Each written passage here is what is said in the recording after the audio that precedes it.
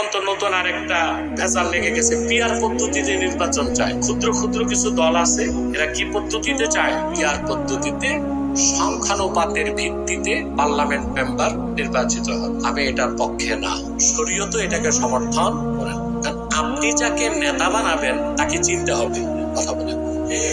কিন্তু পিআর পদ্ধতির নির্বাচন হচ্ছে ব্যক্তিকে ভোট দিলেন না, মার্কাকে ভোট দিলেন। তারপরে সংখ্যানুপাতের ভিত্তিতে পার্লামেন্ট মেম্বার হবে, অর্থাৎ বাংলাদেশে যে দল 1% ভোট পাবে সে 3টা আসন পাবে সংসদ, যে 10% ভোট পাবে 30টা আসন পাবে। এটা হচ্ছে সংখ্যানুপাতের ভিত্তিতে আপনার সংসদে নির্বাচিত প্রতিনিধি পাঠাও। কিন্তু আপনি তো আপনার এমপি কে হবে তাই জানলেন না, কথা বলেন। তো পরবর্তীতে দেখা গেল সংখ্যানুপাতের ভিত্তিতে নির্বাচন হয়ে গেল, আপনার এলাকার ভাগে পড়লো এমন এক এমপি যে মাদারজাত চোর। কি করবেন? ওরা কি থাকবে? আমি কিন্তু গালি দিয়ে নেই।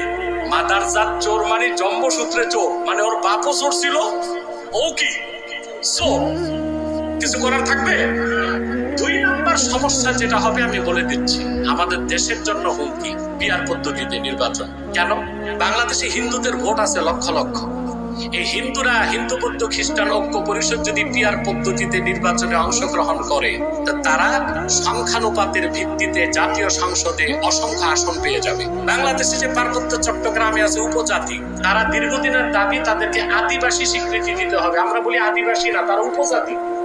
তারাও পিআর পদ্ধতিতে নির্বাচন করে সংসদে অসংখ্য আসন নিয়ে নিবে। তখন হবে কি, ভবিষ্যৎ বাংলাদেশের স্বাধীনতাই হুমকির মুখে পড়ে যাবে। যে সরকার হবে, সরকার যে হবে সে হবে একটা প্যারালাইজড গভর্নমেন্ট, আর দেশ হবে একটা প্যারালাইজড স্টেট। পশ্চিমারা এটাই চায় যে আমাদের দেশটাও দুর্বল থাক, সরকার যে হবে সেও দুর্বল থাক, তখন যা খুশি তা চাপায় দেওয়া যাবে। অথবা আপনাদের এখন চিন্তা করা উচিত, 2-4টা সিট আর আসনের জন্য যারা পিআর করে দেশ গরম করতেছেন, নিজেদের স্বার্থ দেখলেন, দেশের স্বার্থ দেখবেন না, এটা বড় একটা ভুল কাজ হয়ে যাবে। মোটের উপর আমি যেটা বলবো, পশ্চিমাদের কোনো আদর্শ অনুসরণ করা মুসলমানদের সুযোগ নাই। কারণ শরীয়তের বিধান হচ্ছে কাফের মুশরিক বেঈমানদের সাদৃশ্য দেখে কিছু করা যাবে না, বরং তাদের সাদৃশ্য হয় এমন কাজে বিরোধিতা করতে হবে। কি করতে হবে? বিরোধিতা করতে হবে।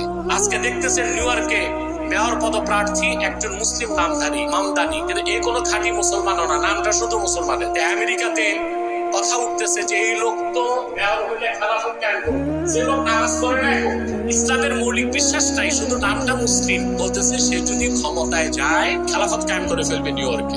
প্রেসিডেন্ট ট্রাম্পের মতো মানুষ এটাতে আপনি সেও খুব মন্তব্য করতেছে এই মুসলিমকে মেয়র হতে দেওয়া হবে না। আর বাংলাদেশে পশ্চিমাদের আদর্শ অনুসরণ করে, সভ্যতার অনুসরণ করে একদল দাড়িওয়ালা টুপিওয়ালা মৌলবী সাহেবরাও আজকে মাঠে নামছে, রাজনীতিতে উদারতা দেখায় যে আমরা কে মুসলিম কে অমুসলিম এগুলো দেখার দরকার নাই, কাফের মুশরিক বেঈমান সব আমরা ভাই ভাই, একসাথে আমরা দেশ চালাবো।